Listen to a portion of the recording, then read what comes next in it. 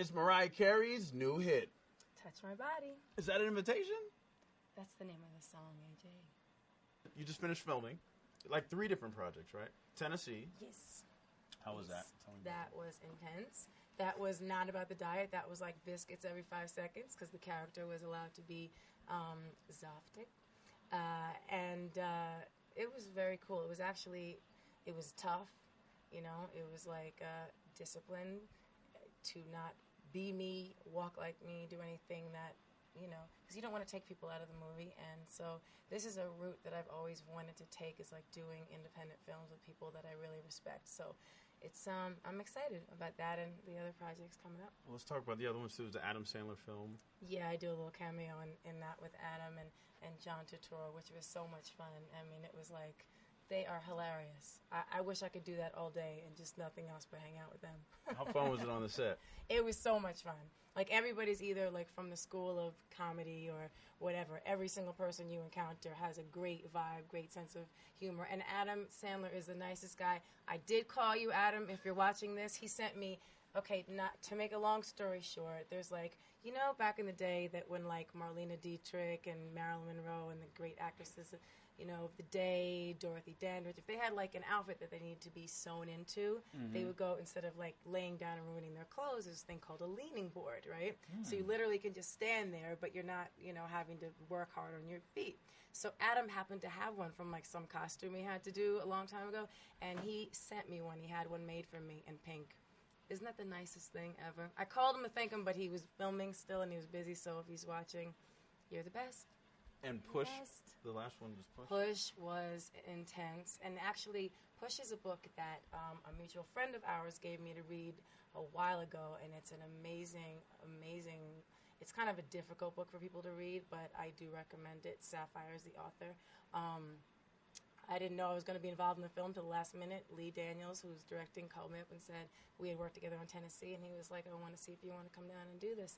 And I had to do like prosthetic, you know, moments, and it was kind of intense, but, you know, How did you deal with that? Come on, Mariah in the prosthetics chair. Why is that so difficult for you to deal with? Because he wanted me to be... I want to see those outtakes. I have to see it. Did anybody film it, the whole situation? I think it might have been a locked door scenario, but I'm not sure. I mean, actually, yeah, I'm going to look very, very not MC-ish. Not the pretty picture, but I mean, actually, it wasn't about that. It was about totally taking on, you know, something. It's a subtle situation. It's not like I look like, you know, you could tell it was me if you peeled the nose to the side or something. No, it's so not about that. And the role is just a supporting part, a little scene, but it's a very important scene. And Monique is brilliant in this movie. She is incredible.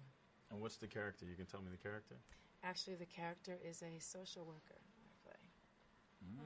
A hardcore, like, social worker? She's inexperienced, and I don't want to tell what happens, but yeah, it's kind of important, that character, because things are revealed through her. So now, just a little bit more about the album. It's a very personal album. How many of the songs you wrote? Tell me, Em. It's questions like this. You just have to say, here, I'm going to be you. Go ahead. Okay, so I've known you since your first album, and you've always been a songwriter, but I feel like people maybe don't understand that about you. How do you feel about that? And why is that? Tell me. I'm just trying to give a template. No, yes, this record, I went back in the studio with some people that I worked with before, Jermaine Dupri. Okay. And again, we love JD. We wrote a few songs that I feel like are some of my best ever. Very excited.